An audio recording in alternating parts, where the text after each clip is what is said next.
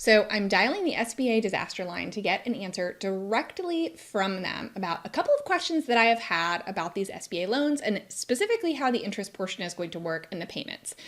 So I'm dialing 1-833-853-5638. That's the number for the SBA disaster line if you already have an EIDL loan.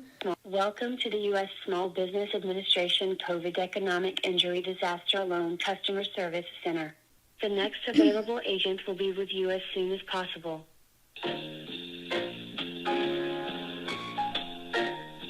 Good morning. Thank you for calling the Small Business Administration. How may I assist you today, Ms. Trull? Yeah, so I have a couple of questions, mostly about some of the changes that were made to the EIDL loan. So I know there is now a 30-month deferral period.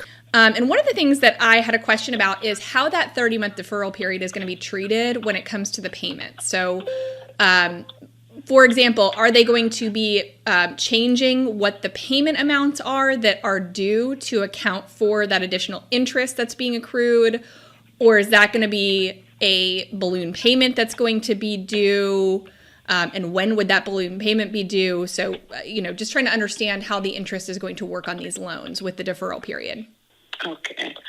So the payment has been deferred for 30 months, and there will be a final balloon payment. Okay. And so... At maturity. Okay, at maturity. So after the 30 years, at the end, if they have not paid it off, that will all be due at one time, that additional accrued interest. Is that what I'm understanding? That is correct. Okay. And if I have some clients who haven't received any communication at all about their EIDL loan, is that something, do they need to go sign up for an account, or what should they do? We haven't been sending out statement due to the payment deferment, but we will be sending out statement prior to the repayment, the due date. Okay. And I will advise those clients to create an account on the Capital Access Financial System website to view their loan statement as well. Okay, so they will get communication ahead of when that first payment is due, and that would be via mail. Correct. Or email or both? That would be via mail. Okay, got it. And if someone has changed their address, their business address since when they received the loan, what should they do? They can change the address in the portal, the application portal, Okay. or they can send an email to the Disaster Customer Service Center with the correct mailing address for an update. Okay, thank you so much. I appreciate your help. You're welcome. Is there anything else I can help you today, Ms. Trull? Nope, that's it for now. All right. Thank you for calling the Small Business Administration, and have a great day. Thank you, you too. Okay, well, there we go.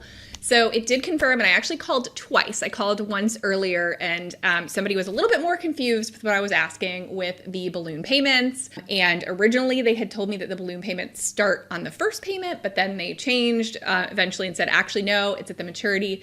So it does look like what is going to be happening with these loans is because they are deferred over 30 months, and because you're still accruing interest over that time, but not making payments, you're going to have a big old payment that if you took the full 30 years to pay off this loan would be due at the end of the loan. And so remember that that's still accruing interest. The interest is accrued daily on these loans, which is crazy. So because the interest is being accrued daily, it's going to add up over time. So yes, you got this deferral period, which feels good, but that, especially if you take the full 30 years, which I do not recommend, right? This is not a mortgage. We do not want to take 30 years to pay this thing off. So I do recommend that you pay it off sooner, especially so that you don't get to the end and have this huge balloon payment, which I think a lot of people wouldn't necessarily expect to have. So that has been something that I have been having questions about around how this is going to work in practice with this deferral period. But remember, because this interest is accruing, it makes sense to go ahead and pay off some of that, because otherwise that interest is going to continue to accrue, right? Because of the compound interest, way that works, you're going to basically be, paying interest on interest. And we don't want to do that. We want to We want to pay this thing off. We do not want to have tons and tons of interest that are adding up over time on this thing. So that is just something to realize when you are figuring out, when you are making a plan to pay off this EIDL loan. I also asked in a previous conversation that I had with an SBA rep about what happens if you go out of business. And basically they just told me you need to call, right? You don't want to not address it if you have gone out of business. I would go ahead and give the SBA disaster line a call. That number is 833-853-5638. That's the SBA disaster line now for these EIDL loans. I would talk to someone. I would let them know that you have gone out of business and talk to them about what may be required. Because remember, if your total loan, first and second draw, if you got both, is above $25,000, that means that there was some collateral that was put up potentially. So you would need to talk through with them how that would work. And if your loan is over $200,000, that would mean you have a personal guarantee on it. So that loan probably is not going to be going away even if you go out of business, especially if it is over $200,000. So you will need to talk to the SBA. You don't want to just ignore it, because if you just ignore it and assume, oh, I don't have to pay this anymore because I went out of business, but you never let them know, they're going to put you through the default process. That's going to have a huge impact on you. I don't want you to do that. And you want to make sure you have your right business address on file as well, because they're going to be sending out statements in the mail, they told me, before these are due. So you don't want to miss them. Maybe I think that there are going to be a lot of people that just kind of forget about them. Maybe they don't get the statements. They don't get, when these come due. Maybe they're not paying attention to the time frame. They don't know when the 30 months is up, right? And so over time, they may go into default accidentally, right? Because, 30 months is a long time.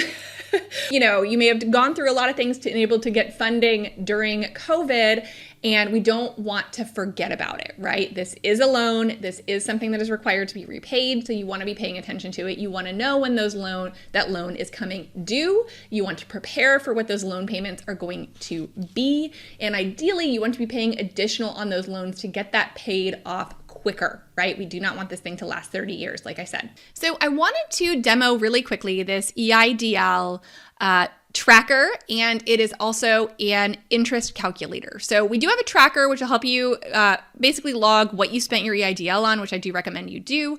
But also the cool thing in this is that it is going to help you figure out what your total interest, how much interest is being accrued. We have some amortization tables here that will also be really illustrative for you to understand the amount of interest that is being accrued. And we've done some scenario analysis here to adjust for some things that are a little bit weird about the EIDL loans. We couldn't find an amortization table that we liked out there, so we made our own. And it is pretty close. It's for illustrative purposes, so it may be a few dollars off potentially, but it's going to give you essentially how much your interest is going to be, and it's going to allow you to do some scenario analysis around early repayments, or if you got a second draw loan, that kind of thing. So what you're going to do is you're going to put your information in when you got your original loan, what that original loan amount is. If you did get a second draw, you would add that over here on this section, and it will take that into account as well. You're going to add in your interest rate, which again, for most people is going to be 3.75, and your scheduled monthly payments. Now, this is usually going to be your original monthly payment, but as we heard from the SBA rep, if you got a second draw, ultimately you are going to have a new payment that would include that first and second draw together. So you want to make sure that you're pulling that payment amount from any of those loan modification documents you got when you did the second draw. And then right now we'll leave this blank, but I'll show you how to use this in a minute. So just to come down to the loan summary, this is going to tell you what your monthly payments were. This is going to tell you your balloon payments. So like the SBA rep said, at the end of the term, at the end of the 30 years, if you don't pay it off early, because of the fact that payments were deferred for 30 months at the beginning of the loan, right? Yet interest was still accruing daily during that time.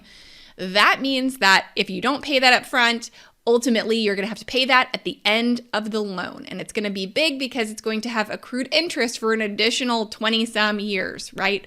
So you might have a big balloon payment at the end if you do choose to use the full 30 years to repay this, which like I said, I don't recommend. But this will give you a little bit of an idea of what this could be. Now, these numbers are completely illustrative, so this isn't necessarily what these payments would be. It likely isn't, but this just gives you an idea. It's also going to tell you how much interest was accrued during that deferral period and how much interest you will pay over the life of your loan and the payoff date. So obviously you may know some of this, but what you're really going to be able to see is if you made early payments, what would that do? So maybe you already early made a payment in 2022. So maybe you made that payment in March, and we can add a $5,000 early repayment in there. And it's going to tell you how much in total that's saving you in interest. So that $5,000 payment just saved you $9,400 in interest over the life of your loan. Okay. Now, additionally, if you want to make extra monthly payments after the deferral period, so this is where you're going to add those payments during the deferral period. If you're going to just increase the amount, so let's say you know your required payment is $520, but you're actually going to make an additional $100. So you're really going to make $620 per month once that deferral period is over. You can see really quickly how that interest savings starts to add up. So that can actually save you quite a bit of interest over the life of the loan. And oh, by the way, you're going to have it paid now in 23 years.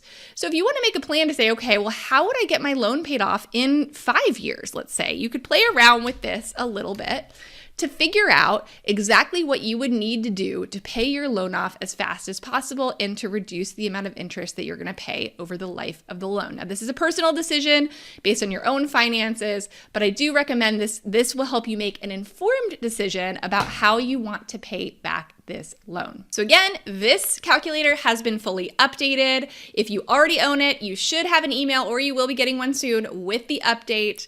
And if you don't have it yet, then I want you to grab it, jamietrull.com/EIDL tracker. You can get your hands on your own that you can play around with and use and hopefully find some interesting information out and make a plan for how you want to pay off this EIDL loan, because I always believe that knowledge is power. And so I want to help you, empower you with the knowledge that you need in order to make the best decisions for you and for your business. So I hope you found this helpful. If you did, please make sure to like and subscribe. You can check out additional videos about COVID loans and other things that we have on this channel. And also make sure to go check out that EIDL tracker. I'll see you next time.